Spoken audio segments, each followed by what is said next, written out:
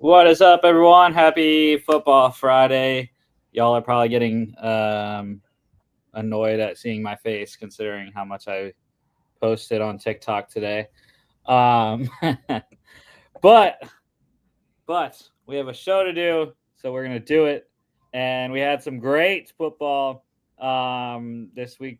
Maybe the best weekday games we've had in the NFL this season combined. When you look at Monday and Thursday together. But it's conference championship week as well. We got 3 tonight, 6 tomorrow, I believe is the number, 5 or 6. I don't remember. But yeah, let's get to the Monday night game. It was on crack, literally. Broncos 41, Browns 32. And Bo Nix, man, Bo Nix. That's not even the story. It's the Broncos defense. The Broncos defense played outstanding. 2 pick sixes off of Jameis Winston, and that's the reason why the Browns haven't been winning with Jameis at quarterback. He has, I think it's 10 touchdowns to 7 interceptions in his, I think, 3 games that he's played for Cleveland this year. So the turnovers continue to kill Cleveland, and they're going to go up against a team that they got 3 turnovers against them last time they played 2 weeks ago in the Steelers this weekend. So it doesn't get easier for the Browns, but the Broncos looking good to get in the playoffs. Yeah, it looks like they're, with how bad the rest of the AFC is outside of the wild card, they should secure that last wild card spot. Yeah, it's just AFC is set. I have to think.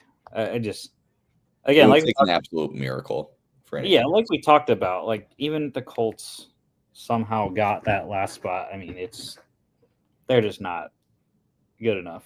Broncos, I think, are a good enough team, and I think the 7 that are in right now are good enough that anyone can beat anyone. I think.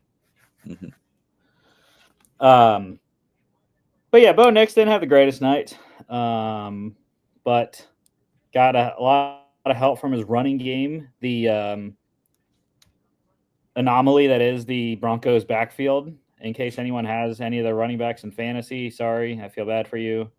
I just picked up Jaleel McLaughlin this week to see if maybe if I'm in the playoffs, maybe he's the guy in week 15. I don't know. But yeah, it's a weird situation there. How about Jerry Jeudy though? First game back in Denver, just torching the Broncos in a losing effort. 9 for 235, a touchdown on 13 targets. Yeah, I know someone in my league that had him on the bench, and he had like 40 points.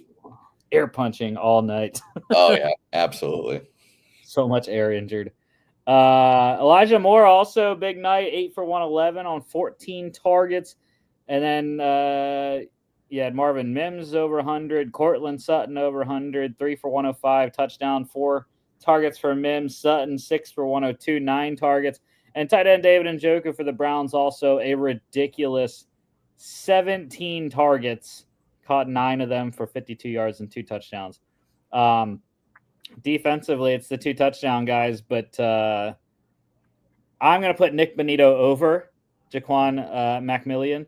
McMillian, though, 5 tackles, all of them solos, 4 pass defenses, and a 44-yard pick 6. Nick Bonito, though, dude, I really liked this kid when he came into the league. Oklahoma guy, excellent pass rusher as well. He is one of the top sackers in the league. He has somewhere like 11 sacks, I think, this year, 12. 1 tackle. It was a solo sack, tackle for loss, 2 pass defense, 2 QB hits, 71-yard pick 6. Broncos minus 6.5 covered, over 41.5, almost by themselves. 73 in that one and 65 last night's game.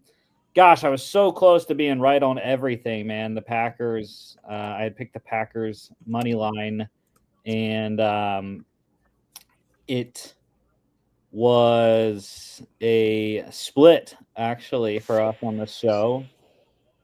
You and John got it right. Um, Logan and I, we were on his Packers, but close game, and I know a lot of people want this one back again for a third time this year. What say you, NFC North savant? I mean, I was expecting honestly, I was expecting more blowout from Detroit. I feel like anything Detroit did, Packers were able to match, especially in the run game. Josh Jacobs had a good game. They were able to get a solid couple of turnovers, one via interception, one via fourth down conversion.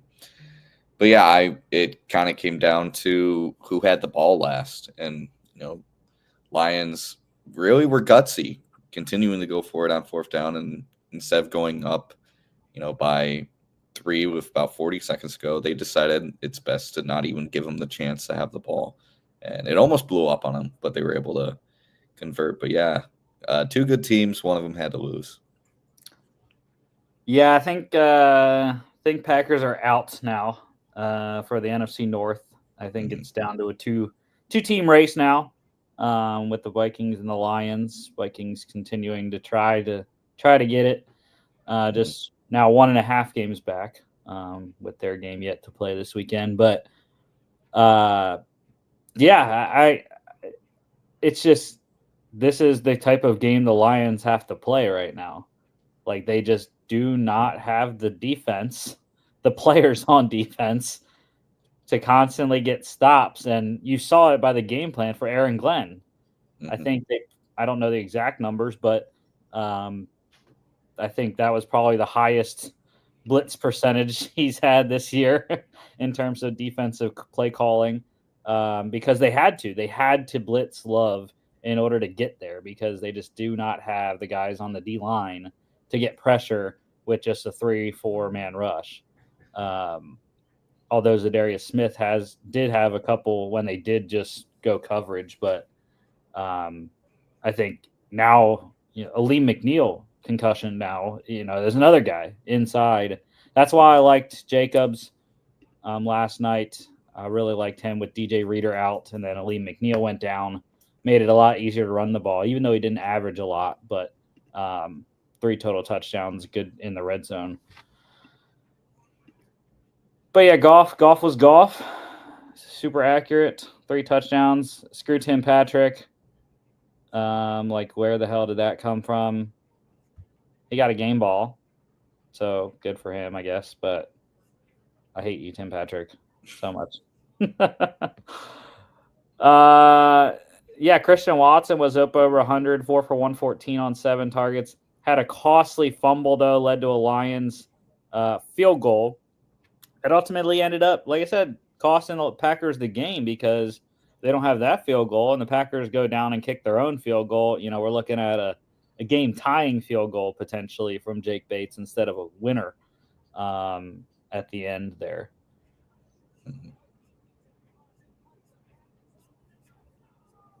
Packers plus 3.5 covered by the hook over 53.5. Hopefully you watch my TikTok, everyone, and hopefully you cash some tickets there because it's exactly what I had. No breaking news. Nothing urgent. Roll through this real quick. UNC, how about them interviewing Bill Belichick? Never coached college as a head coach. I don't think he's ever coached college, period. So that would be kind of weird. I think he's too much of a boomer, Jimmy, to be honest. I just don't know if he will be able to navigate the NIL landscape considering his draft repertoire the last couple of years with the Patriots. Yeah. This move doesn't really make sense. I feel like Bill is purely an NFL guy. I don't think his style could translate to the college realm. And as we know, it's not just coaching a team and scouting for drafting. It's recruiting. It's it's NIL. It's NCAA bylaws. It's a completely different field of play, really. It is still football, but it's completely different. You're dealing with an entirely different level of competition, entirely different, bylaws and rules. And I don't know. Does Bill Belichick have the aura to, get top flight recruits to UNC if he's hired? A guy that's never had to recruit to a college before? I don't know. Yeah. And for me, it's like it doesn't even make sense. Like he just fired Mac Brown, who's probably around Bill's age.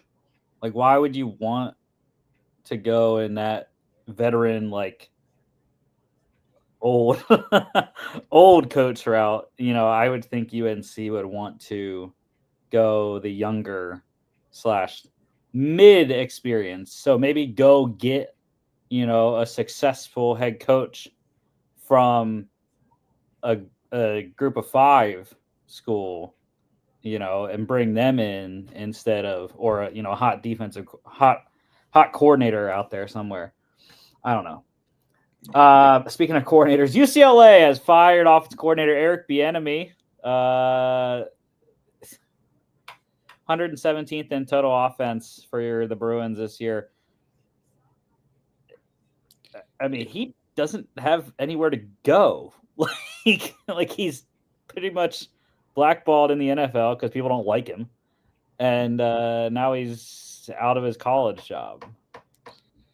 Yeah, and from what I heard in the news, it sounded like a mutual split, but I don't know. Where does he go from here? I don't think it doesn't sound like players like him, especially at the NFL level. It doesn't sound like execs respect him. It doesn't sound like, he has anywhere to turn. I doubt this was mutual, I'll be honest. I feel like it was a lot of UCLA being like, all right, but we're going to fire you, but it's going to come off as mutual for your benefit. Yeah, for sure. Transfer portal, just run through these guys real quick. UL Monroe, running back Ahmad Hardy, great redshirt freshman season this year. Purdue quarterback Ryan Brown, he had a couple starts for the Boilermakers. Safety Dylan Tieneman, 2023 all-freshman team. LSU wide receiver CJ Daniels transferred into LSU from Liberty this year. Didn't really have the type of production he wanted. He's back in the portal. UCLA running back TJ Harden, excellent player there, over 1,000 yards this season. Fresno State, they're having an exodus right now. Quarterback Mikey Keene and 2 of his wide receivers, Raylan Sharp, who transferred in from Missouri State. Great player at Missouri State, 991 yards in 2023. Really didn't produce at Fresno this year, looking for a better spot somewhere else. And wide receiver Jalen Moss, he's had, I think, 10 career touchdowns in his couple of seasons for the Bulldogs there. Michigan starting wide receiver Tyler Morris is in the portal. Nevada, I don't even know what I put Cube. Nevada quarterback Chuba Purdy. Remember him at Nebraska? Transferred to Nevada this year. He's also started his career at FSU, so this will be his 4th school that he's trying to go to. So see if he can play, I guess, somewhere. Maybe FCS level is better for you, Chuba. I don't know. Northern Illinois quarterback Ethan Hampton is in the portal. He had a pretty good season for NIU. Was the starter for most of the second half of the season. Alabama wide receiver Kobe Prentice. I think he has over 40 career catches there in his couple of years in Tuscaloosa. North Carolina quarterback Connor Harrell started a couple games for the Heels this year. Iowa quarterback Cade McNamara, a big one for our guy Colin Schultz, man. He was their starter, got injured, and was never able to come back this season, I believe. And Iowa's going to look for a new quarterback. Miami quarterback Reese Poffenbarger, he was at Albany, transferred to Miami. He got there, unfortunately, before Cam Ward transferred there. Poffenbarger looking for another opportunity elsewhere next year. Excellent player at Albany, though. West Virginia linebacker Josiah Trotter. He had a great redshirt freshman season for the Mountaineers, over 90 tackles. The other son, Jeremiah Trotter Jr. on the Eagles right now. He is the younger son of Jeremiah Trotter Sr., former Eagles linebacker. Oklahoma quarterback Jackson Arnold, wide receiver Nick Anderson. That is a pair. I think they're going to go together. I think they are going to be a package deal wherever they go because they had a really solid connection. Nick Anderson, unfortunately, wasn't really able to play this year. He got injured early and only played a little bit, but he was ridiculous as a true freshman last year. Illinois State offensive tackle Hunter Zambrano. I was intrigued by his transfer portal news because I thought he was going to come to the draft this year. He was one of the guys that was one of the FCS kind of prospects and elects to go back to school once again and probably to an FBS school. I think he's going to make the jump next year to FBS. Colorado defensive lineman Ryan Buell didn't have the production he wanted at Colorado this year. Transferred in from Ohio, but he was a All MAC selection last season at Ohio. So see where he goes next year. Central Michigan quarterback Joe Labus transferred in from Iowa. Didn't really have the production. Got injured at CMU as well. Looking for another spot. New Mexico, couple guys. Wide receiver Luke Wysong. Really solid year for the Lobos, and also running back Eli Sanders as well is in the portal. Up over 1,000 yards, I believe, rushing this year for New Mexico. Kentucky tight end Jordan Dingle is in the portal. Stanford quarterback Ashton Daniels. I think he's going to be highly sought after. Dual threat quarterback there. Pretty good numbers, even though on a struggling Cardinal team. Southern Miss quarterback Tate Rodemaker. There's a blast from the past there. Former FSU quarterback transferred to Southern Miss. We were like, what the hell is he doing? Southern Miss didn't even have a great season. And Tate got supplanted as a starter after a couple games there for the Eagles. Also, Baylor quarterback DeQuan Finn. He's applying for medical redshirt to come back next season. Got hurt this year after being the starter the first couple of games. Ball State tight end Tanner Koziel. He's going to be a big name in the portal. I believe he's one of the finalists for the Mackey Award this year. 839 yards, 94 catches, 8 touchdowns this year. Big production from the Ball State tight end. Michigan punter Tommy Doman. He is in the portal as well. 2-year starter there for the Wolverines. Pitt quarterback Nate Yarnell also in the portal. Started a couple games with Eli Holstein injured this season for the Panthers. Okay. UFL news, just one signing to mention. The DC Defenders, they have signed former Giants and Colts running back Deion Jackson. So that could be a really good backfield there at DC. Abram Smith coming off the torn ACL. Plus, you get Deion Jackson, who could be your third down back. I think DC's gonna run the ball pretty well this season. NFL news: Texans linebacker Azeez Al-Shaair suspended 3 games for the hit on Trevor Lawrence. Appealed it, upheld by appeals officer Ramon Foster. Azeez was not happy, as his Instagram post hinted at, and he's okay with being the villain, apparently. Well, no shit. He's not the good guy. He's lucky it's only 3 games. Yeah, and reason why it was 3 games, repeated violations of personal conduct. There. All right, we have Hall of Fame semifinalists. It's getting close. We're getting closer to knowing the 2025 class. Obviously, that will not come until the week before the Super Bowl. But we have Hall of Fame semifinalists, not for the modern era candidates, but for the seniors, contributor, and coach categories. There are 5 of them. 3 seniors players. Packers wide receiver Sterling Sharp played with the Packers his entire career, 1988 to 94. Packers 88 first-round pick, number 7 overall. 3-time first-team All-Pro, 5-time Pro Bowler, 3-time receptions leader, 1-time receiving yards leader, 2-time receiving touchdowns leader. Packers Hall of Famer. 112 games in the regular season, started all of them. 595 receptions, 8,134 yards, 65 touchdowns. That number popped to me. I was like, holy crap.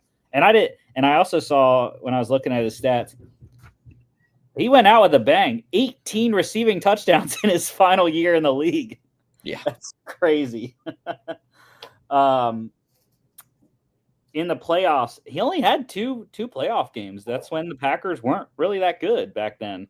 Two playoff games, started both of them, but he was really good. 15 targets, caught 11 of them for 229 and 4 touchdowns. So that's a pretty solid stat line in 2 games in the playoffs, both losses, I believe. Eagles linebacker Maxie Baughan is the second senior player. He played with the Eagles from 60 to 65, the LA Rams, 66 to 70, and the Redskins in 74. He also was a defensive coordinator in the NFL with the Baltimore Colts, 75 to 79, and the Lions, 80 to 82. You might ask, well, he played with the Rams in 70, and then he didn't play with the Redskins until 74. What did he do in between? Well, he went to Georgia Tech. He went to Georgia Tech, was the defensive coordinator at Georgia Tech, decided he wanted to come back, and he came back with Washington for one more year. He was a 1960 second-round pick of the Eagles, number 20 overall in the NFL draft. He was a first-round pick by the Oakland Raiders in the AFL. We don't have numbers because that was the inaugural draft, so it was kind of weird for the AFL. But one-time NFL champion, won the 1960 NFL championship with the Eagles. Chuck Bednarik, love that man. 2-time first-team All-Pro, 5-time second-team All-Pro, 9-time Pro Bowler. He's the Eagles Hall of Famer as well. 147 games, 143 of them starts, 24 and a half career sacks, 10 fumble recoveries, 18 interceptions, and 1 pick six. So that's pretty good numbers for a player played in the 60s. Mm-hmm. And then the third seniors semifinalist, Dallas Texans and Kansas City Chiefs offensive tackle Jim Tyrer played with the Texans and Chiefs from 61 to 73.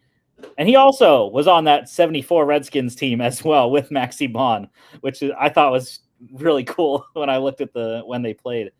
He was a 1961 14th round pick by the Bears in the NFL draft and a third-round pick, number 22 overall with the Chiefs in the AFL draft. Super Bowl IV champion with the Chiefs, 3-time AFL champion, 5-time first-team All-AFL, one-time first-team All-Pro, 8-time AFL All-Star, 2-time Pro Bowler. He was on the AFL's all-time team, and he's a Chiefs Hall of Famer. 194 games, 179 career starts at tackle. So, the coach semifinalist is Mike Holmgren, the Packers head coach, 92 to 98, Seahawks 99 to 2008, 3-time Super Bowl champion. He won Super Bowl 31 with the Packers. He was the 49ers QB's coach with their Super Bowl 23 win, and he won Super Bowl 24 with the 49ers as well, offensive coordinator and QB's coach. Packers Hall of Famer, Seahawks Ring of Honor, 174, 122 record, 13 and 11 in the playoffs. And then the contributor semifinalist is Canton Bulldogs owner Ralph Hay. Owned the Bulldogs from 1918 and 1922. Not sure why Wikipedia said he's a 2-time NFL champion in 1922 and 1923, but he only owned the team till 22. He sold it after the 22 season. So not sure how he won the championship with the Bulldogs in 1923, but just telling you what Wikipedia said. He also won the Ohio League with the Bulldogs. That was an independent league, 1919. And he was, of course, a co-founder of the NFL. So, Jimmy, I say all that to say 3 out of the 5 here. Mm-hmm. The 3 out of the 5 that get 80+% of the votes will get into the 2025 class. Who are your 3? I'm going to go Ralph Hay. I mean, you're a co-founder of the NFL. You won championships as one of its founding members. I think that's pretty obvious. I'm going to go Sterling Sharp. I think it's long overdue. He's a Hall of Famer. And the reason he just hasn't made it yet is just how short his career was. But I think he's going to get the love he deserves. And I'm going to go, I'm going to go Jim Tyrer. I think he has a very good resume. I think a lot of people don't realize just how instrumental he was for every team he was on. I mean, the three players all have a great argument, and so does Mike Holmgren. So this is really tough. I thought Sharp and Hay were like my locks, and of those last three, I think Jim just has a slight edge.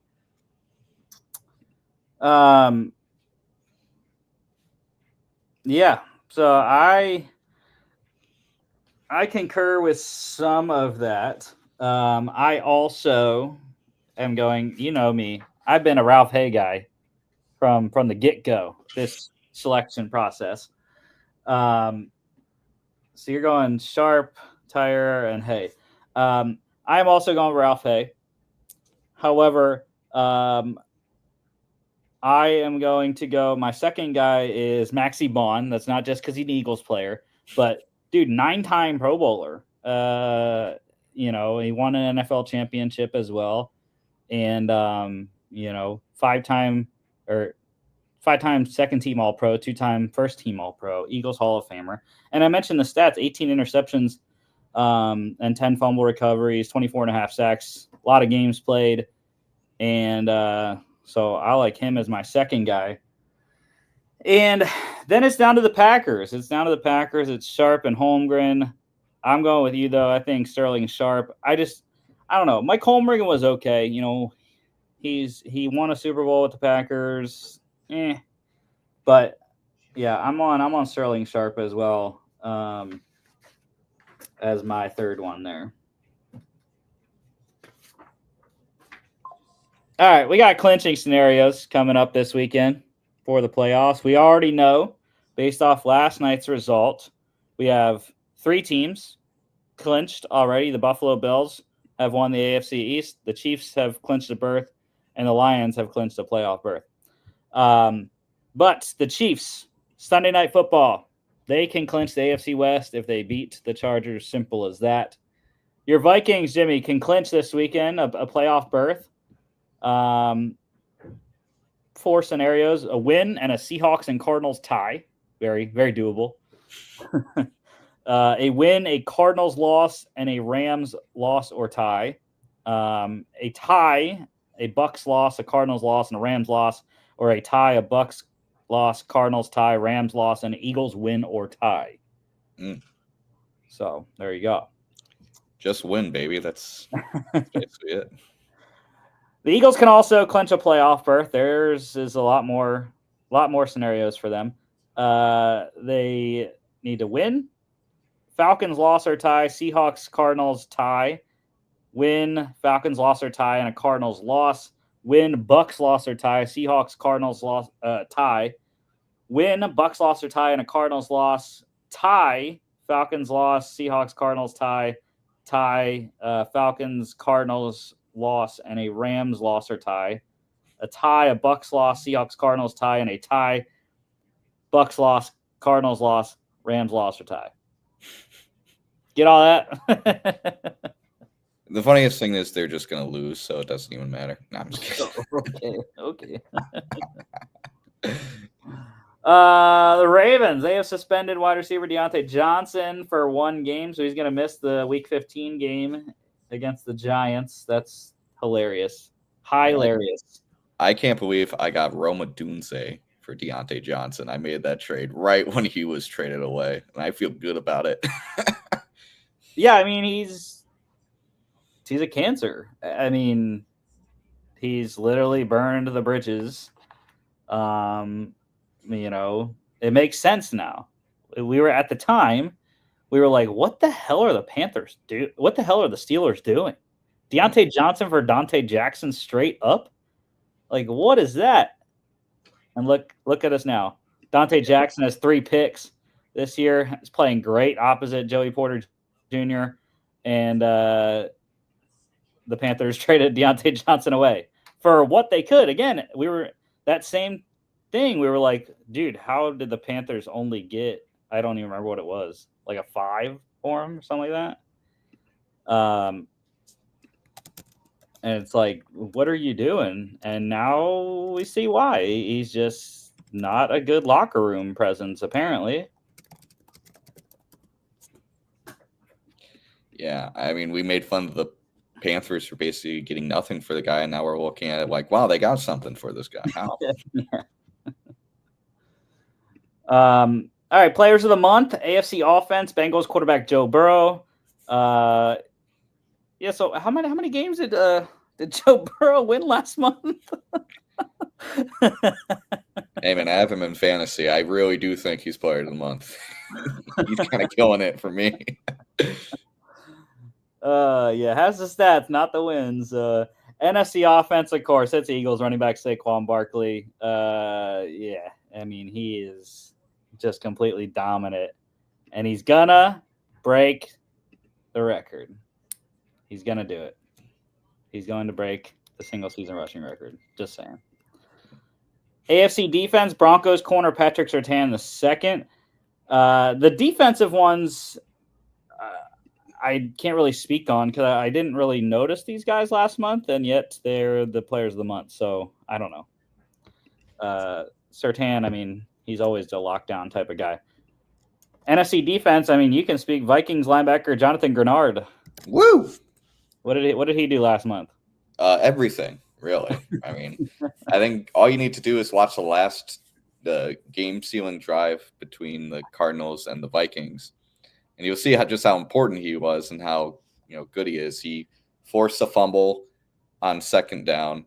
He forced Kyler to scramble on fourth down, and when he was coming out of the game because he was winded, before the play even was called, Vikings called timeout just to get him back onto the field and force pressure that caused Kyler Murray to throw an interception. That's 3 plays in a row that he basically just showed how much worth he brought, and that's just the most recent game. I mean, what was it? I think I saw 16 tackles, 4 sacks in the last month.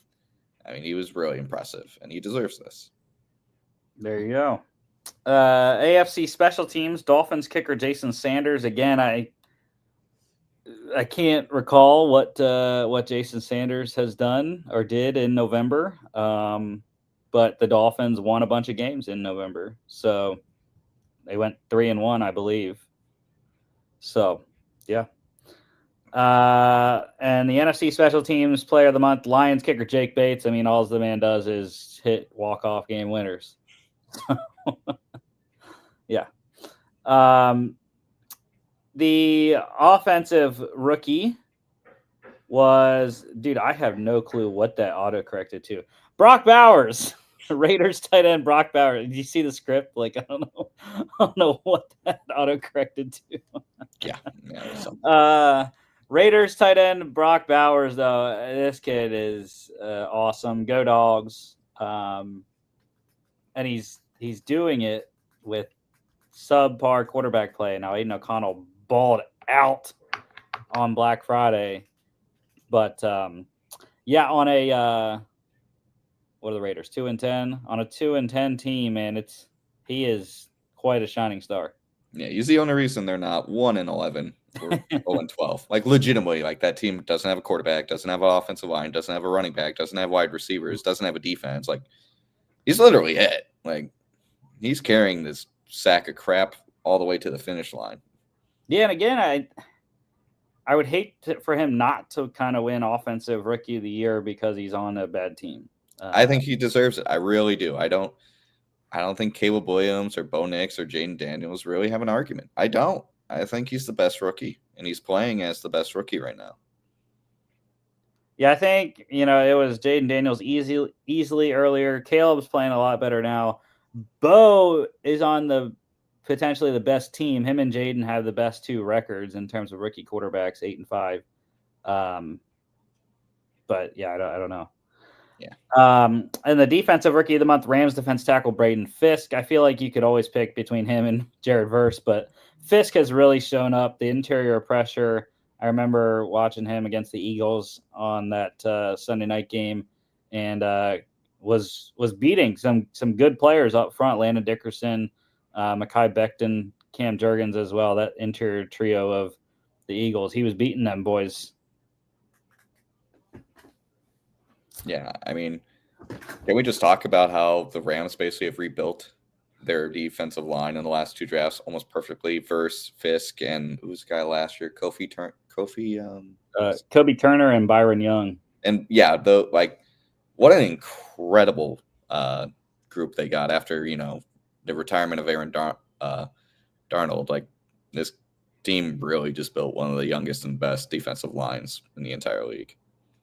Yep, Les Snead, one of the best GMs in the league. Yeah. We got the Walter Payton Award nominees here.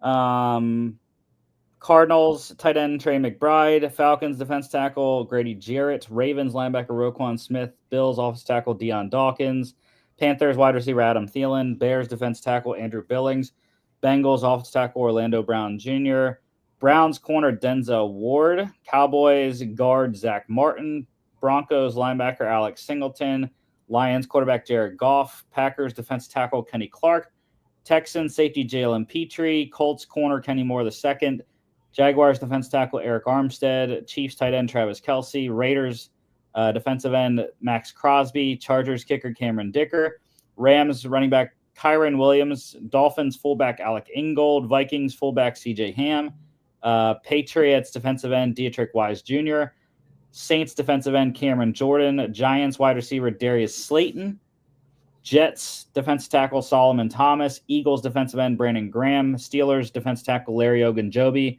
49ers linebacker Curtis Robinson, Seahawks defensive end Uchenna Nwosu, Bucks wide receiver Mike Evans, Titans defense tackle Jeffrey Simmons, and Commanders linebacker Bobby Wagner. All great people doing great things in the community.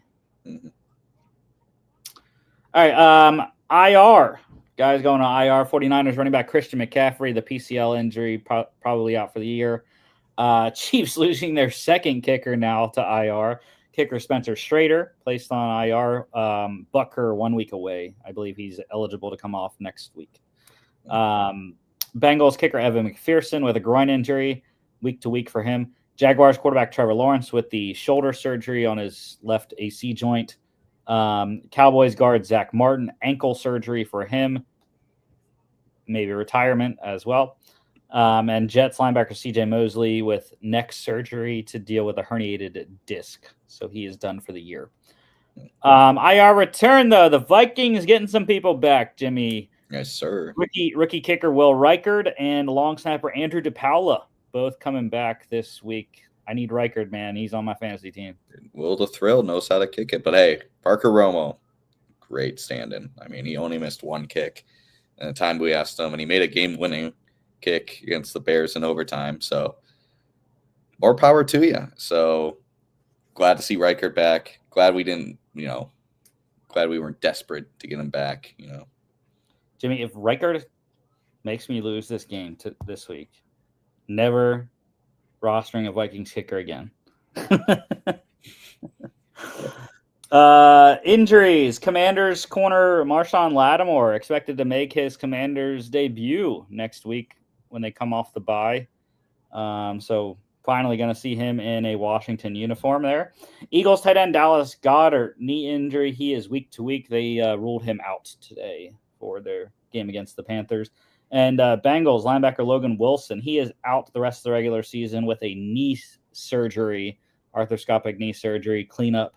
Out the rest of the regular season. If the Bengals miraculously make the playoffs somehow, he could come back, I guess.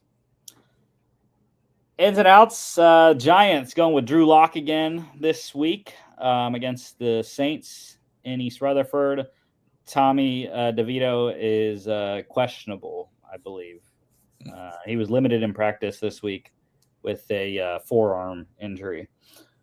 The Jets, bad news for the other New York team there. Running back Breece Hall with a knee injury, corner Sauce Gardner with a hamstring, and both doubtful for the Jets this weekend. Panthers edge rusher Jadeveon Clowney and rookie tight end Jatavian Sanders. They are both expected to play this week. So JT Sanders returning after a couple weeks out. Eagles, good news for them. Wide receiver Devontae Smith, hamstring injury. Corner Darius Slay, concussion. Both are going to return this week. Mentioned tight end Dallas Goedert with a knee injury. Safety Reed Blankenship with concussion. And safety Sidney Brown with a knee injury. They are all out.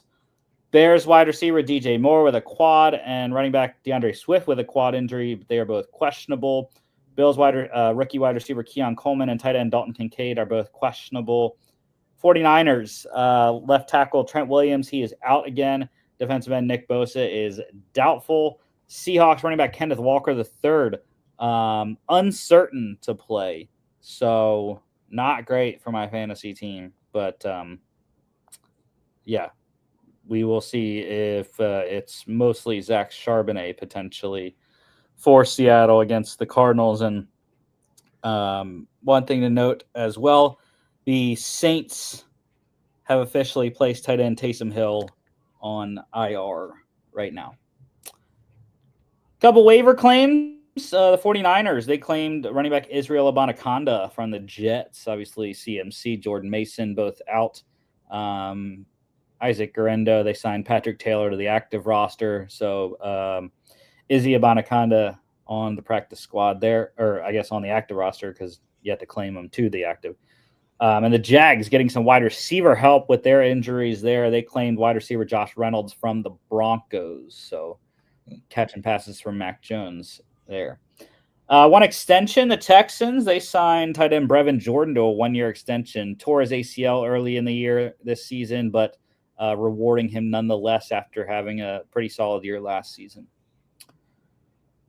And a couple other signings. The Bills, they re-signed safety Micah Hyde to the practice squad, so returns to Buffalo for his 8th season there. And yeah, the Chiefs signed 49ers kicker Matthew Wright, so he will kick this week for KC. The Bengals signed Commanders kicker Katie York in the stead of Evan McPherson. And the Chargers signed Seahawks wide receiver Laviska Shenault Jr. to the practice squad with the Ladd McConkey injury potential there this week. And the Cowboys, they worked out some defensive players, Dolphins corner Xavier Howard, former Panthers corner Troy Pride, and former Patriot safety Joshua Bledsoe, all working out for Dallas this week. The Week 15 CFP bracket, we got a bunch of movement last week with the Ohio State loss, the Miami loss, and I think those were really the biggest factors in this one.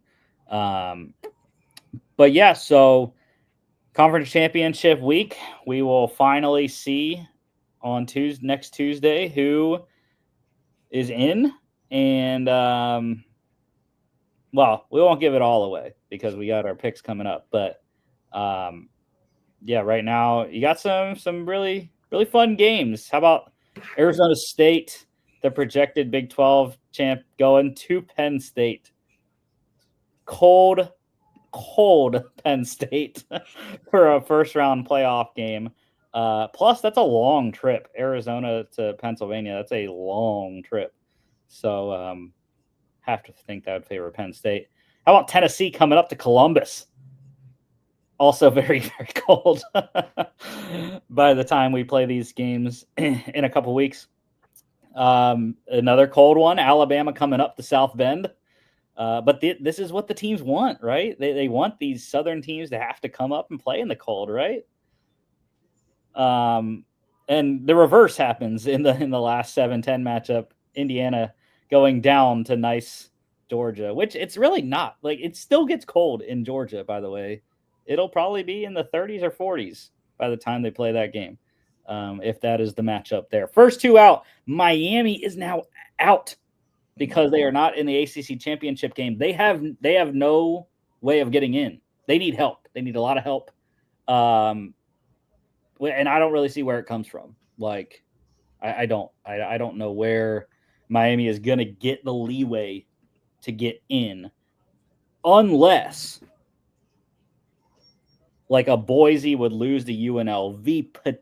Potentially Miami could be in, I think, if that would happen. But at the same time, it's a 1-for-1, though, because UNLV would then be in, potentially, if Army is not ranked above them, because those are the two down at the bottom there, the rankings, that would potentially be the fifth highest champion.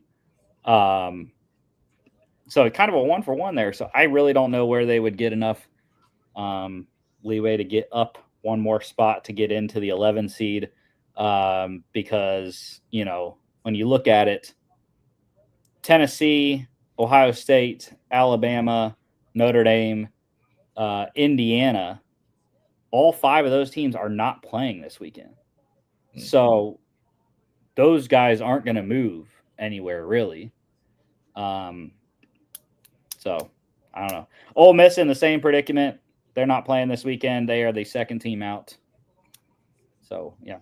But I know a lot of people are talking about Alabama versus Miami. Alabama 3 losses, Miami only 2. But they put Alabama in. Which I agree, though. Alabama's the better team. They both are flawed, but Miami doesn't have a freaking defense.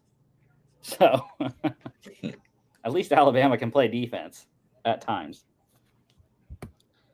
College pick standings, Jimmy, you are still on top. You got a game on me. So your lead is back to 3. But this is the fun time of year, Jimmy. This is the really fun time of year where you guys don't know these teams that we're picking. So I try to get some games on y'all. Especially in the FCS playoffs. But yeah, so I'm 3 back. Logan is 5 back. I think he's teetering on elimination there. I don't know. We got bowl games, though, to pick in the college standings. Conference USA Championship. Yes, sir. This is the start of championship season. Western Kentucky at Jacksonville State in Jacksonville, Alabama tonight. You saw my preview on TikTok. I like the Gamecocks. I think this is a rematch from last week where Western Kentucky beat Jacksonville State 1917 on a walk-off field goal to get into the CUSA Championship. But I think it's different. That one was in Bowling Green, Kentucky. This one's in Alabama. I think JSU should get this thing done. I do like the under, though. I think it's going to be another low-scoring game. The Jacksonville State defense is really solid. Interesting, though, to watch, does Tyler Huff play or is it Logan Smothers? We saw the stats on that game last week. I would have to think they go with the guy that brought them there, dance with the one that brought you, right? That's the saying. And that's Tyler Huff. So I think he has a great game on the ground. Trey Stewart as well. And that JSU defense stifles the Hilltoppers offensively, and Jacksonville State wins the Conference USA Championship.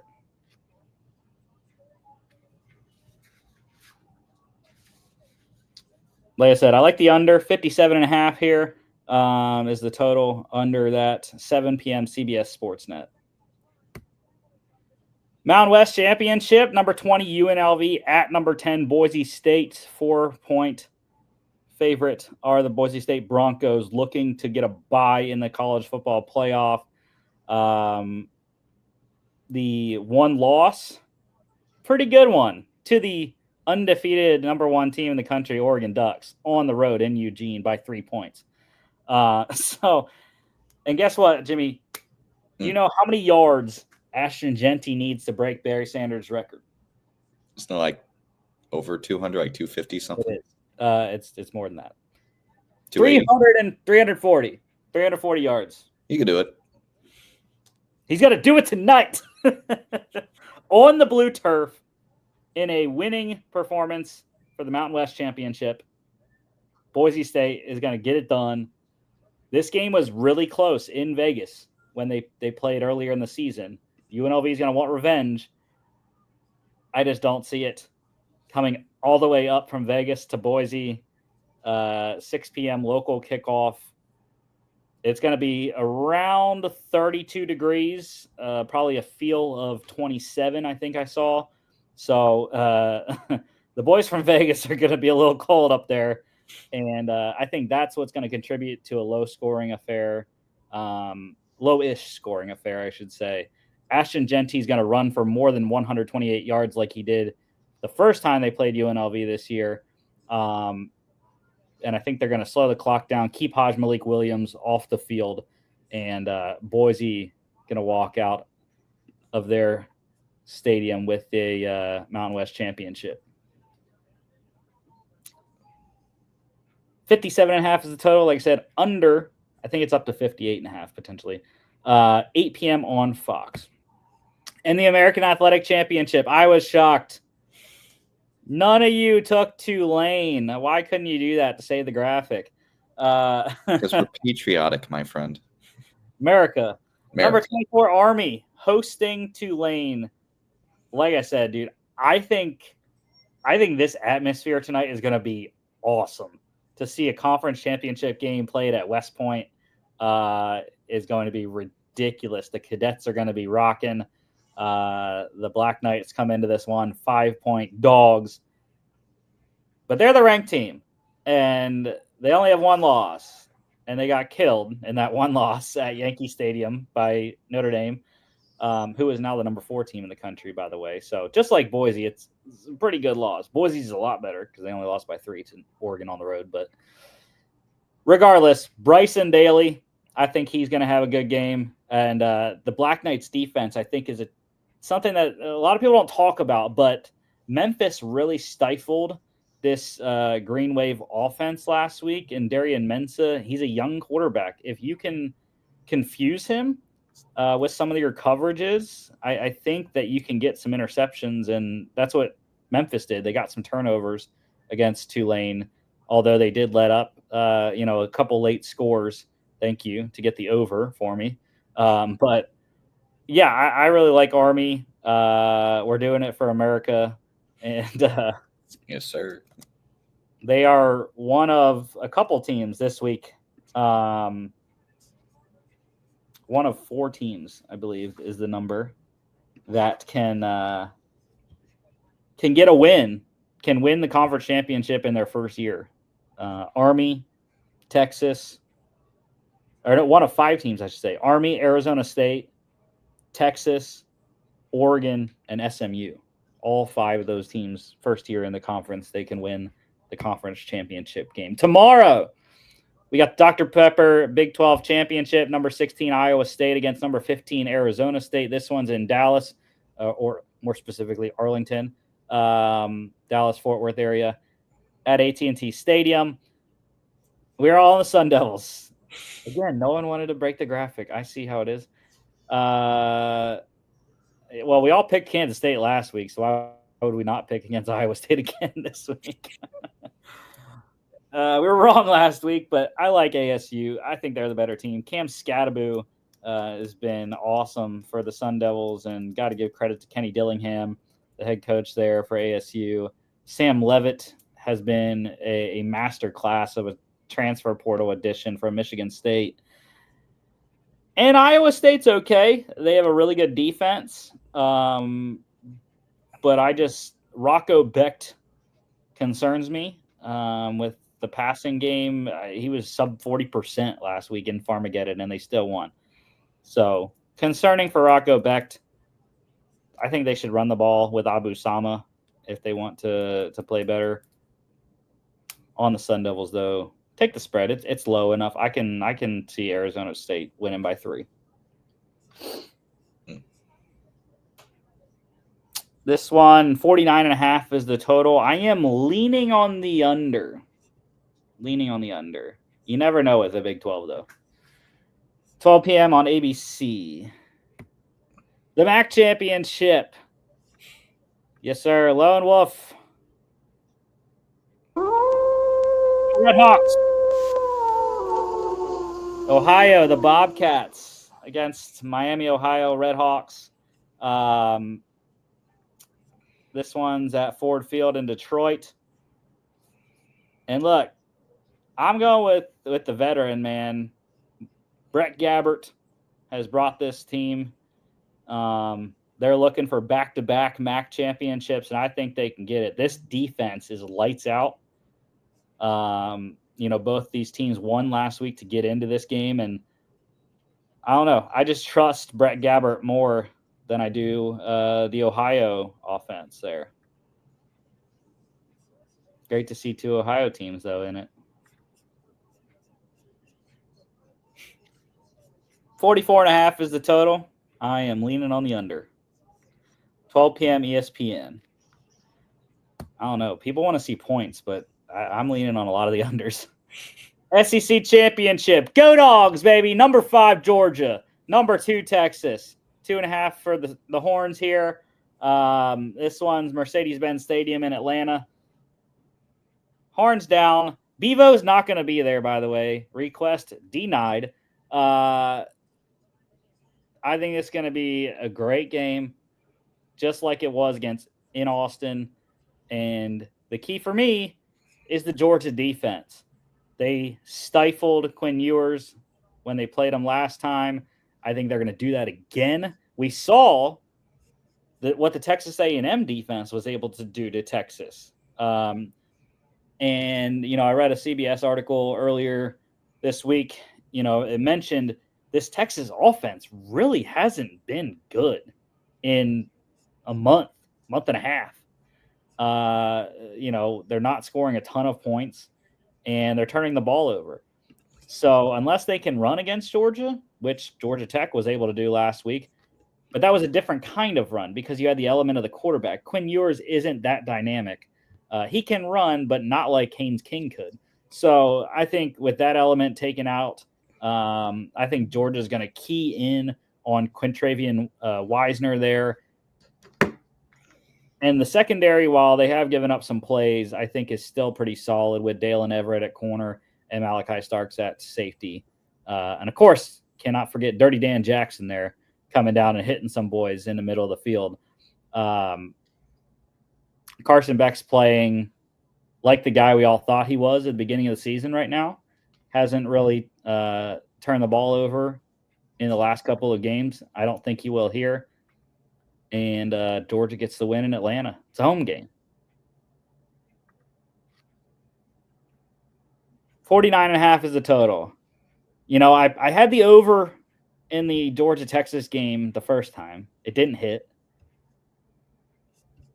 I'm probably going to lean on the over again in this one. It's probably not going to hit. But with these two teams, there's potential to score points. 4 p.m. on ABC. Sun Belt Championship game. I cannot believe it. I know why you and Logan are picking The Herd. Because you really enjoy the movie We Are Marshall. Matt McConaughey got you on that one. All right. Well, I didn't pick Matthew McConaughey's other team. Texas Longhorns. Yeah, but Marshall at Louisiana, this is a home game. The Sun Belt does hosting for theirs. So this one's going to be in Lafayette, Louisiana. So not that big of a trip coming down from West Virginia for Marshall. But Louisiana's been the best Sun Belt team the entire year. Chandler Fields playing outstanding ball. Their quarterback, Chandler Rogers, I should say. I always get those two mixed up. Maybe I'm even wrong. I don't know. Could be Fields. Anyways, they have a great team. This defense has played outstanding. 2 losses on the year. The Marshall team, on the other hand, struggled early, had a great comeback against JMU to get into this game here. I just think, again, Louisiana's the better team. They're at home, and I think they're going to shut down Braylon Braxton and that Herd offense and score some points themselves to get this thing done and win the Sun Belt. Total's 57.5. I am going to lean on the over. 7:30 p.m. ESPN. Big Ten Championship. You knew this. I can't blame you. You knew that one. We are Penn State going to Indianapolis at Lucas Oil Stadium. Number 3 Penn State, number 1 Oregon, 3.5 for the Ducks. Look, even if Penn State loses, take the 3.5 for Penn State. I'm telling you, it's going to be a close game. I think similar. We might really see a game like we did last night, really. But for one, this is the first time these two teams have ever played. So Oregon really doesn't know what to expect. Neither does Penn State. But for me, it's the Penn State defense. I think that is going to be the difference in this game. They are going to stifle Dylan Gabriel, get some pressure on him, because that has been an issue at times this year for Oregon. Protecting Dylan Gabriel has been a big issue. And if Tom Allen runs some man, jams these receivers up, and they can have time to get to Gabriel, I think Abdul Carter could wreck it. And he could really have, I remember vividly the Micah Parsons Cotton Bowl game against Memphis. Yeah, well, I think Abdul Carter wearing the same number 11 could have that type of impact in this game if given the opportunity. So go Penn State. I'm not worried. Drew Aller has been playing outstanding football. Throw the ball to number 44 and let him run. That's all you got to do, really. Do you have anything on the Big Ten title game, since your team's not playing in it? No. I mean, they haven't played in it in a while, so it's not like I have anything to say about it. But yeah, I mean, I think Oregon is just such a complete team. I like Penn State covering. But yeah, I mean, Oregon is just really hard to figure out. How crazy would it be, though? How crazy. There would be a big conversation if Penn State and Georgia both won. Mm-hmm. Who is number one? Yeah. It'd be a very intriguing conversation. But I think can't have it yet. Yeah, can't have it yet. But I think it would probably end up being Penn State 1, Oregon 2. Well, I think it'd be interesting because everyone's always about the SEC bias. Well, it's been the Big Ten bias this year, by the way, with the 4 teams up at the top. But I would not be surprised if Georgia beat Texas, and Oregon loses to Penn State. That Georgia would jump from 5-1. Would not be shocked. Anyways, 50.5 is the total here. So I am leaning on the over. However, if Penn State's going to win this game, I think it has to go under. But really, it doesn't. Penn State just has to score over 30. If Penn State can score over 30, I think they have a really good shot at winning this game. And the over would hit in that case. 8 p.m. Big Ten on CBS. And the last game also at 8 o'clock. ACC title game, number 17 Clemson, number 8 SMU, Bank of America Stadium in Charlotte.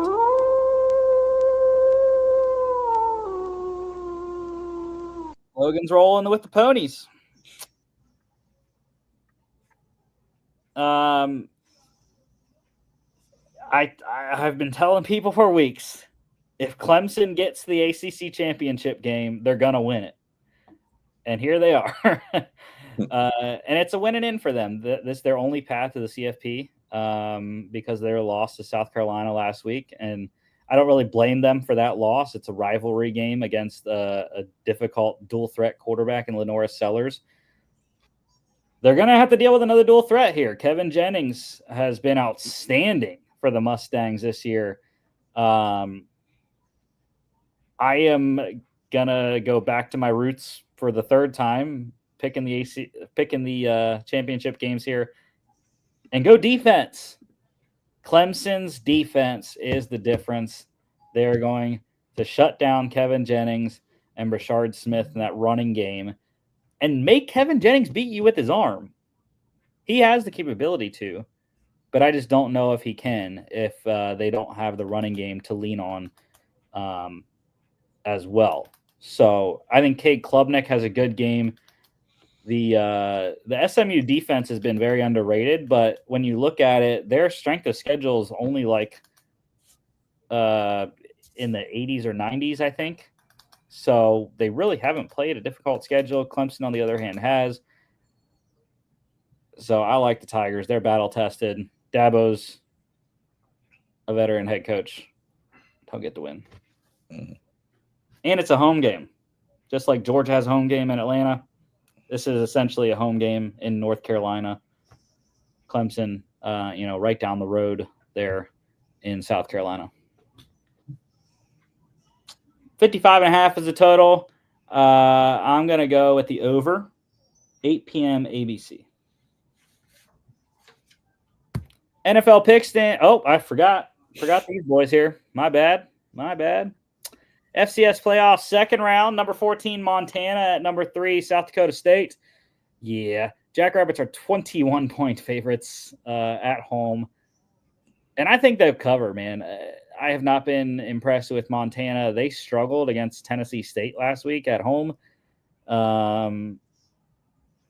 My boy Mark Gronowski, man, he's the real dude. Got these Jackrabbits to a number 3 seed in the playoffs, and I think they roll over the Grizz in South Dakota.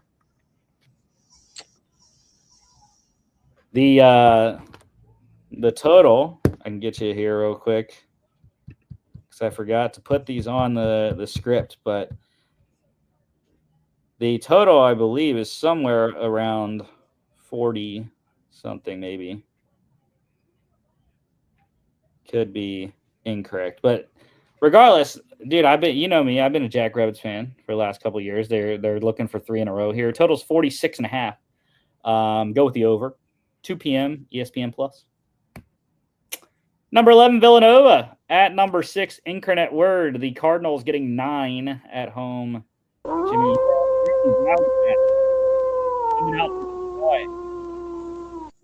I don't know.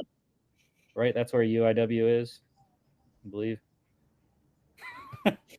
You're the Illinois guy. You should know this. I don't know. You don't know where Incarnate Word is if it's in Illinois? No clue.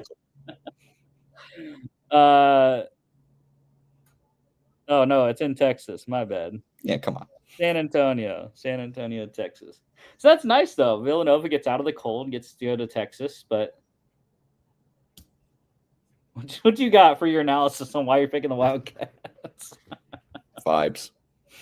Oh, yeah? It's a vibe, big baby. You want the smoke? Yeah. Vibes. You had that ready. You know I was going to go with it. Yeah, I like Incarnate Word. I really don't see any of the favorites losing this week. And by the way, this thing is up to 11 now. Zach Calzada has an outstanding season, up over 3,000 passing yards, 33 touchdowns, 8 interceptions. He's been having a great year. Go Cardinals. Number 10, Rhode Island at number 7, Mercer. 10.5, 9.5 here for the Bears.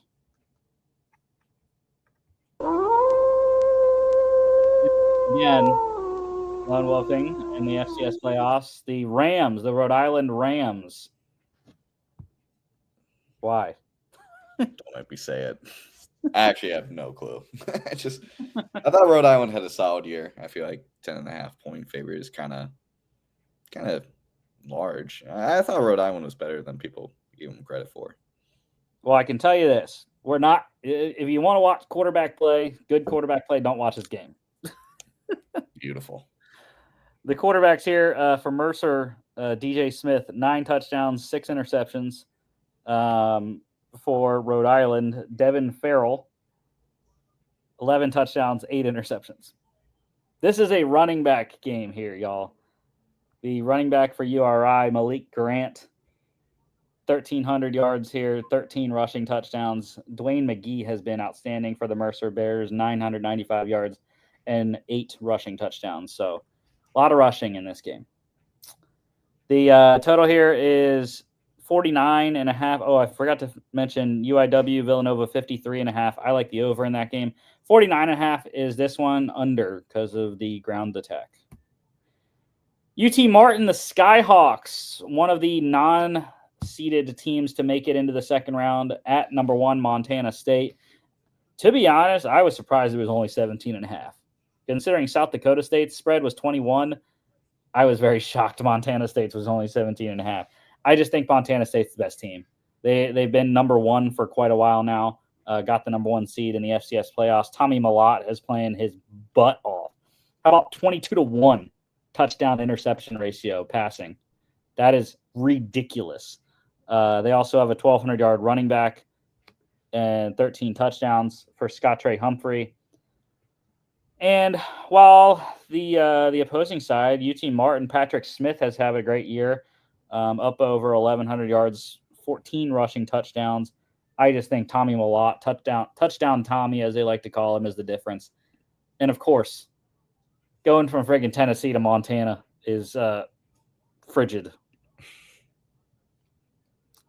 Total in this one, 54.5. Give me the over. Number 15, Abilene Christian at number 2, North Dakota State. Another very, very cold game. Abilene Christian got to come up from Texas there. And it's 23 for the Bison at home in the Fargo Dome. Cam Miller's playing outstanding. He one-ups Tommy Malott, 23-1 touchdown interception ratio, 14 rushing touchdowns for their lead running back, Shamar Brown. So I just do not see it for ACU as a 15 seed going to the 2 seed.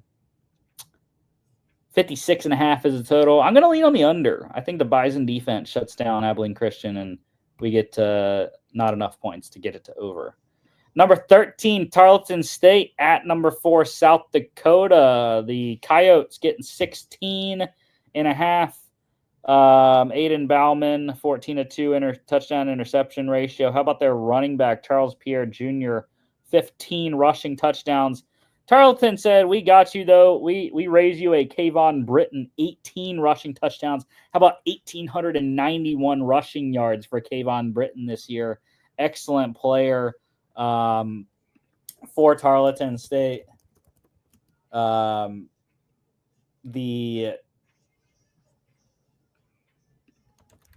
Texas Riders there. The Texans. Tarleton State Texans there. Another cold game, though, coming all the way up to South Dakota from Texas. Abilene Christian's actually lucky, though. They get to go inside of the Fargo Dome at North Dakota State.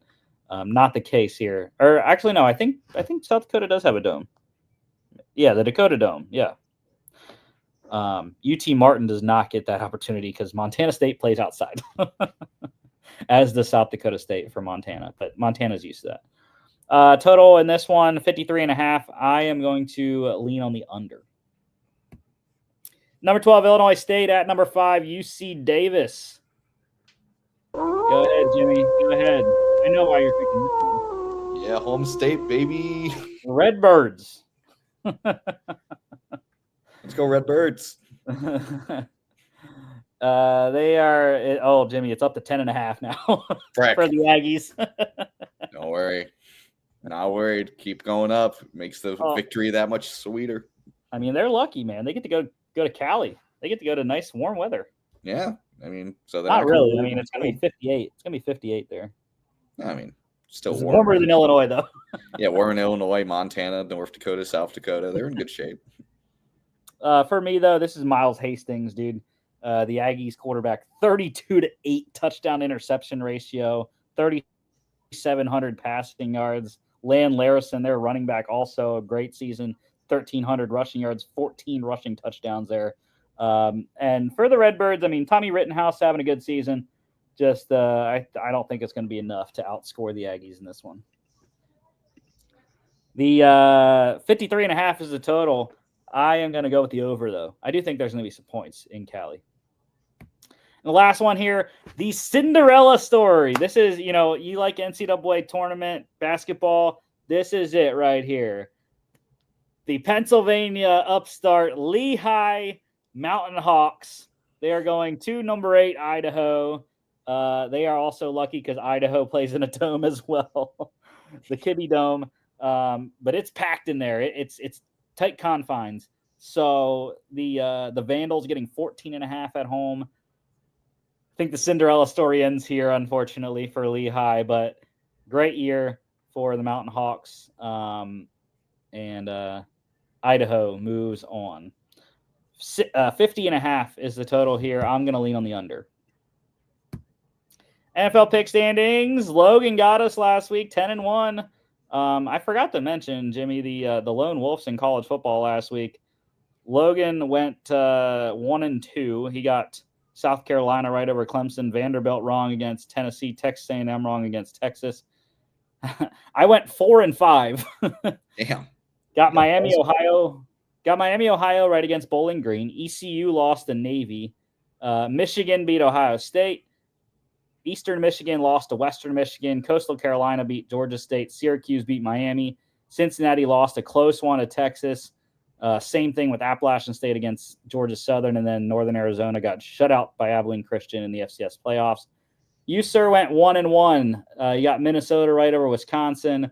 Michigan State losing to Rutgers. NFL Lone Wolves, there was only one last week, and I got it wrong. The Saints losing a one-score affair to the Rams. So Logan gained a game on me. He's now 1 back. John is 2 back. And Jimmy, you got to start making games up here. Dude, that's defending champ. I'm not doing well. 6 back. You're still in it. You're still in it, though. Still in there.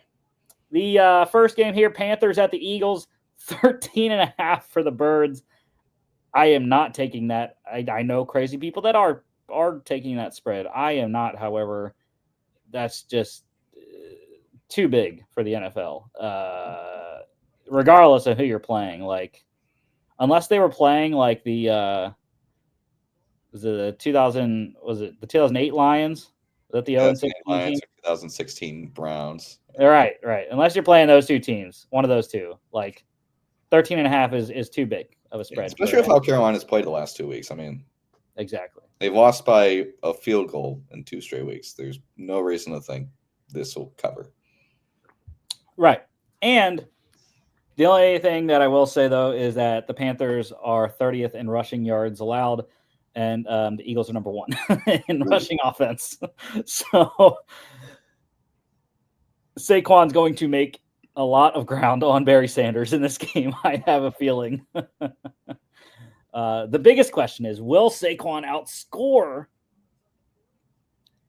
his game against the Rams? That is the biggest question. He had 40-something against the Rams in fantasy. Please, Saquon. I need it. Need it badly. Total is 45.5. I like the over. Browns at the Steelers. Rematch of a couple weeks ago. Yeah. I do like the Browns on the spread. I think the Browns should keep it close enough. This because, Browns beat the Steelers in Cleveland. Snow game a couple weeks ago. Steelers are going to get revenge, though. The Browns haven't swept the Steelers since 1988. Not going to do it again. They're not going to do it this year. They have won back-to-back games for the first time in quite a while against Pittsburgh, though. But that streak ends now, and the Steelers have a lot to play for. Continue their lead on the Ravens, who are off this week. They can get it to a full 2 games, technically 3, because they've already beaten the Ravens with 1 more game to go against them. 43.5 total here. I'm going to lean on the under. Big news in this one, Alex Highsmith back for Pittsburgh. So they're going to have their full complement of pass rushers with him, TJ Watt, and Nick Herbig. Saints at the Giants. Jimmy, why? Why would you do that to yourself? Drew. I believe. I don't know. I think I made this pick just because you look at a team like the Giants. When you're a really bad team, you just got to win eventually. And I think the Saints are a kind of team you can beat, especially at home. Saints, kind of like the Giants, don't have anything to play for. They're coming off a pretty frustrating loss where they felt like they could have won, but lost at home. And you know what? Weirder things have happened. I mean, there's only 2-game difference between these 2 teams. It's not like the Saints are, even in wins, Saints aren't blowing teams away, and they're only a 4-point favorite here. And I think Drew Lock can have a competent game. The Giants lost Dexter Lawrence and Theo Johnson for the year, right? Don't care. And what I will say is also under interim head coach Darren Rizzi, the Saints are 2-1.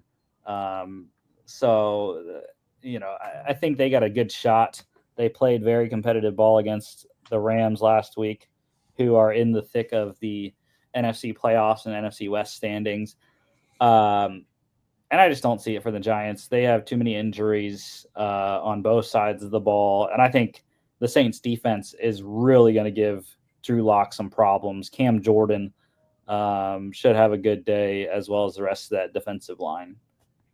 And Malik Neighbors also, I believe, I didn't hear I don't think he has an injury designation actually, but he has not been good the last couple of weeks.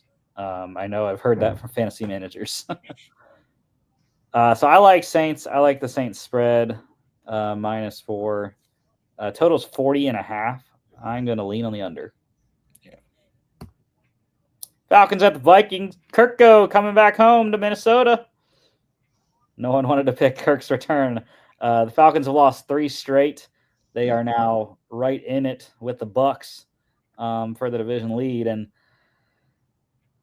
doesn't get easier. Kirk threw 4 picks last week, going up against one of the best defenses in the league.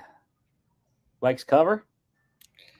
No, I don't think they cover. It's kind of been the Vikes thing the last couple of weeks. Don't cover, keep it close. I would love to see a Kirk Cousins performance kind of like he had last week, but you can't really expect 2 really bad performances from a quarterback, especially a veteran quarterback in this league. Although the Vikings defense is very solid, they are missing Gilmore, but that's so far the only guy they're missing. But a couple of guys are banged up, so I don't expect to lose. I do expect a victory here, but Vikings, they're going to keep it close. It's going to be like 24-21, something like that, 24-20. But yeah. Jimmy, he is currently on my bench. Because I started him last week and he sucked. Single-handedly lost me that one. Mm-hmm. So that's why I'm starting Geno over him. I swear to God, Kirk Cousins balls out. I have young Miku, so I'm really hoping for a lot of what happened last week against the Cardinals. A lot of drive stopping, settling for 3. I'm gonna be so pissed if Kirk balls out.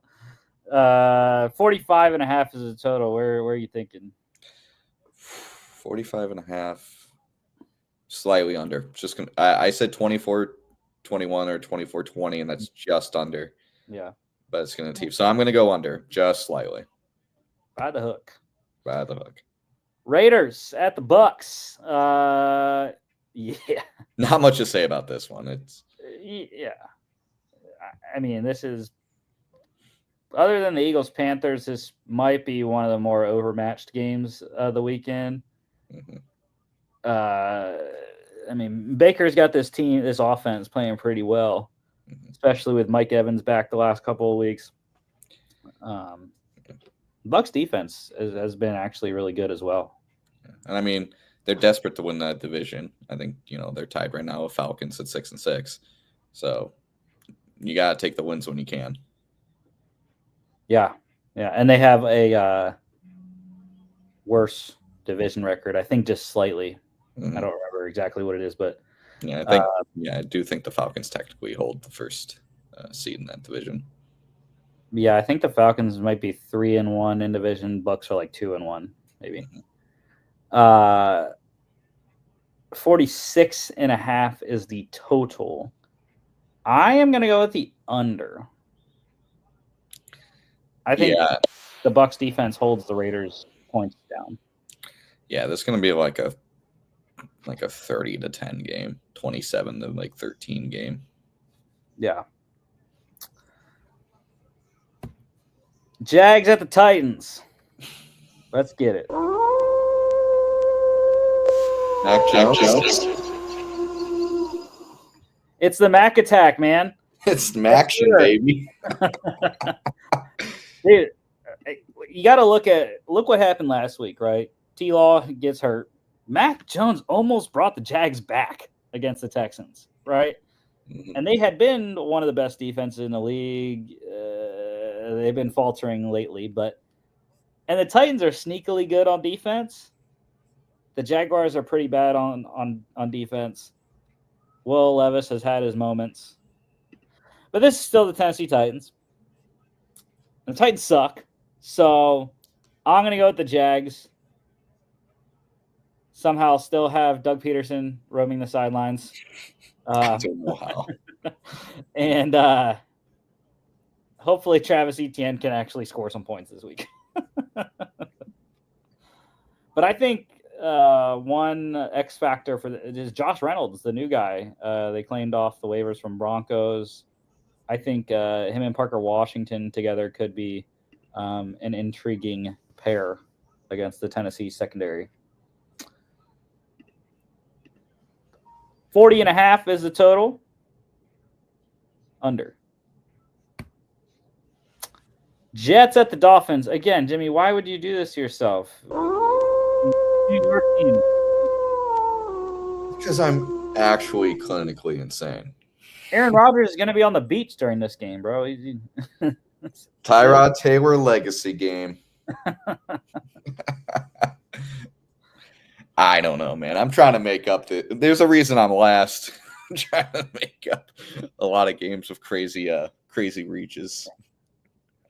Yeah, and Breece Hall and Sauce Gardner are both doubtful for this game. Damn. It only gets more exciting for me. Braylon Allen and Isaiah Davis are going to be your running backs if Breece can't go. Nice. No clue what the secondary. DJ Reed, I guess, is going to be your number one corner then. Not sure who was on the depth chart after that. And they got to cover Tyreek Hill and Jalen Waddle.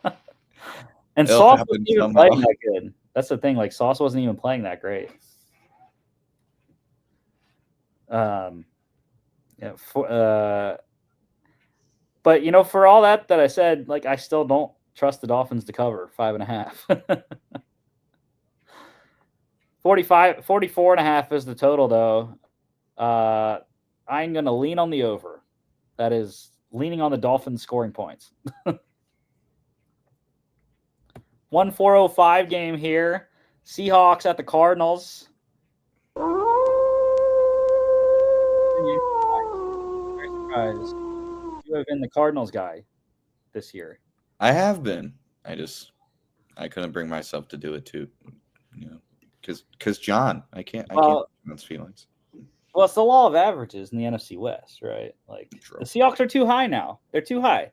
They're one game above everyone else. We got to bring them back down. Yeah. This is a 500 record division. Right. And where I'm going with the Cardinals, though, is, look, Kyler's playing pretty well. He's got the connection with MHJ going the last couple of weeks. And what I don't think anybody is talking about, this Cardinals defense is balling right now. They have no names playing, right? And they are shutting some people down.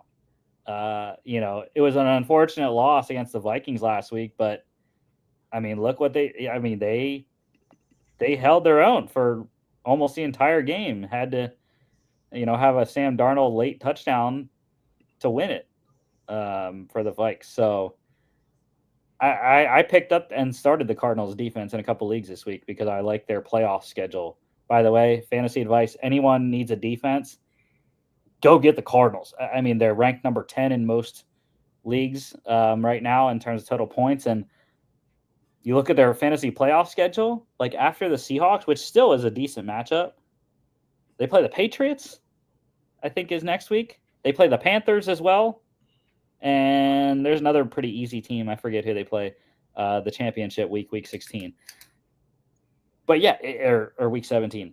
But it's a very doable defensive fantasy schedule. So go pick them up if you need a defense. 44.5 is the total here. I'm going to lean on the under. But I do like Arizona on the spread. Arizona minus 2.5. I really like that. Bills at the Rams. I also really like this one. I think Buffalo minus 3.5 is a solid play. Coming off their demolition of San Francisco. Long trip to LA. But how can we trust the Rams, dude? I mean, they have been roller coastering this whole year.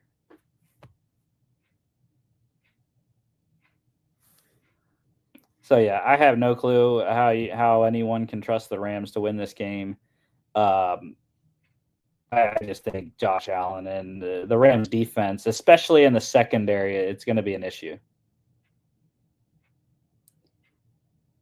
This is the highest total of the weekend, 49.5. I am gonna go with lean on the under. I don't know why. Don't know why, but Yeah, I gotta agree. I think both these teams have very solid offenses, but they also have very solid defenses. I think they'll counter each other. the other 425 game here, Bears at the 49ers. And I thought for sure that you were going to be lone wolfing when I got yours and John's picks, and then Logan sent his today. And Logan saved you. Logan saved you from lone wolfing. Um, so you and Logan on the 49ers. John and I, we are on the Chicago Bears. Great times. Is this a new coach, play hard for a new coach kind of thing? Yeah, I That it get is. that. That it is. Thomas Brown, interim head coach. But it's also, you look at the Bears, like once they went to Thomas Brown 2 weeks ago, the offense has really been better. It's just they can't finish right now in the late game situations. And that's what you hope that is the difference. Thomas Brown takes over.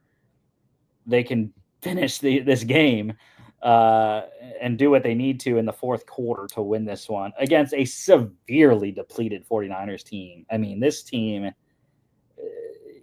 who the hell knows who's even playing on defense, right? And then you got, a rookie running back.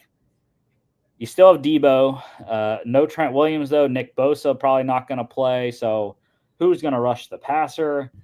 It's just a lot of question marks for me and too many for San Fran, where the Bears really don't have a lot of key injuries and their defense has been playing well most of the year. So 43.5 is the total. I am going to lean on the under. Really? Yeah. Interesting. I like the Bears defense. Mm-hmm. But I'm rolling Chicago plus 3.5, though. Sunday Night Football, Chargers at the Chiefs. Dude, I was close. I wanted to do it. I wanted to go Chargers. The difference is that it's in Kansas City. That's why I didn't. Yeah. The Night KC bullshit magic really shines in Arrowhead. Well, it's a night game. It's going to be freaking cold as hell in Missouri. And, yeah, it's just the Chiefs have continued to find ways to win in just the weirdest voodoo magic season you'll ever see. Maybe Taylor's a voodoo priestess. Maybe that's why they're winning all these games this year. She secretly practices voodoo. I shouldn't do that. I shouldn't talk ill of my queen, as people have commented on my Spotify Wrapped on Instagram. 42.5 is the total here. I like the under, dude. I think these defenses are going to shut it down, though. The Chiefs, I don't have their. I mean, I could in a second, but I don't have their scoring in front of me. But it feels like they really haven't. I don't know if they scored over 24 in the last couple of games. Mm. So, with that being said, I just think Spags and Jesse Minter, those two are going to have great games calling the defense. Oh, no, I was wrong. They scored 30 against the Panthers, and they scored 30 against the Bucks. They've had some upper 20 games as well. But, yeah, I mean, I don't know. I think this is probably the best defense they've played since the Bills a couple weeks ago and the Broncos before that. Team that picked off Kirk last week 4 times. Watch out, Patrick Mahomes. 42.5. I already said that under 820 NBC and Peacock. Best bets of the week. I went 2-1 again last week. Hey, man. Never go broke, turn a profit, right? Yes, Chargers -1 at the Falcons. Hit that one. Your Vikings, Jimmy, didn't cover for me last week. -3.5 against the Cardinals. That's the one loss. And then Eagles +3 at the Ravens was the other win. So here we go. This week, 27, 11, and 1, dude. I'm having a great year. In the best bets. -4 at the Giants for the Saints. I really like them. Jimmy, you're lone wolfing on the Giants. Good luck, sir. You will need it once Drew Lock gets injured. The Bucks minus you have Lock. The Bucks -6.5 against the Raiders. Yeah, I actually flipped this one from. I believe I had I think I had the Cardinals in there before -2.5 against the Seahawks, but I like the Bucks -6.5 against the Raiders. I said that was probably the most overmatched matchup this week, other than the Eagles and Panthers. So, and they're at home. I think the Bucks roll in that one and win easily. And the Bills -3.5 against the Rams. I just said about this one, I really think that they can cover that. They're just the better team. And Josh Allen, unfortunately, outshines Saquon for the MVP again. It's okay. I don't have a bet to win MVP for Saquon yet. I just have him to win Offensive Player of the Year, which he's leading. All right, locks, dude. We just can't catch Logan yet. He continues to win. Still a game up on you, myself, and John. We all won last week, though. Last week we all had different teams as well. Logan got the Bills right, beating the 49ers. I was on your Vikings, luckily, beating the Cardinals. You got the Rams right. Who did the Rams beat again last week? Saints. All right, the Saints. And John was a Mac attack away from losing because he had the Texans beating the Jags. So this week, once again, all different teams. I like it. Logan is on my Steelers against the Browns. Like that one. I'm on the Saints. I'm all in on the Saints this week against the Giants. You are on the Bucks, one of my other best bets there, against the Raiders. And John is on your Vikings against the Falcons. Bro. Good luck, John. Good luck, John. Dog standings. Yeah.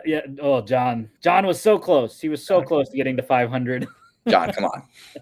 I expect better. He has enough time to get above 500 though. There's still time.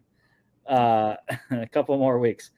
But Logan's still leading myself by I don't know how to do the calculation. It's like 3.5, I think. 3.5 games. Yeah, something like that.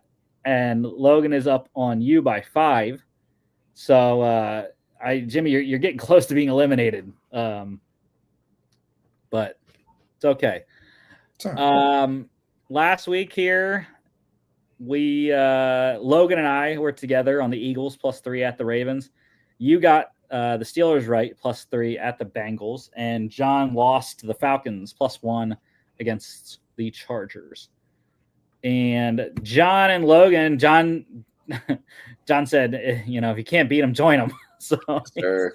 he's hitching his wagon to Logan's shooting star, going with his Seahawks, his team +2.5 at the Cardinals. I'm lone wolfing the Cards. Go Cards! They're gonna win that one in Phoenix. I'm on the Jags, baby. I'm also lone wolfing the Jaguars +3.5 at the Titans. Why? Because the Titans suck. Go Mac Jones. Go Josh Reynolds, Parker Washington, Travis Etienne. You are on your lone wolf, the Giants +4.5 against the Saints. I hope you lose. Why not? Why not? Come on, people. Why not? Hey, you're lucky. I gave you the 4.5 line too. That it was earlier in the week. Don't matter. They're winning it outright. Don't matter. Don't matter. All right. Next week we'll be back NFL Week 15. We'll have all your game recaps as well from the Monday, Thursday night games. Don't forget to follow us on all our social media at FA Podcast, Instagram, and X FA_bets as well on XFApodcast.com is our website. Check us out here on YouTube, Facebook, X, Instagram, and TikTok at FAA.podcast. I just changed our name on there yesterday. at FA.podcast on TikTok. We got some good stuff on there. As well as Spotify, Apple Podcasts, iHeartRadio, and happy conference championship weekend. We will see y'all back on Monday.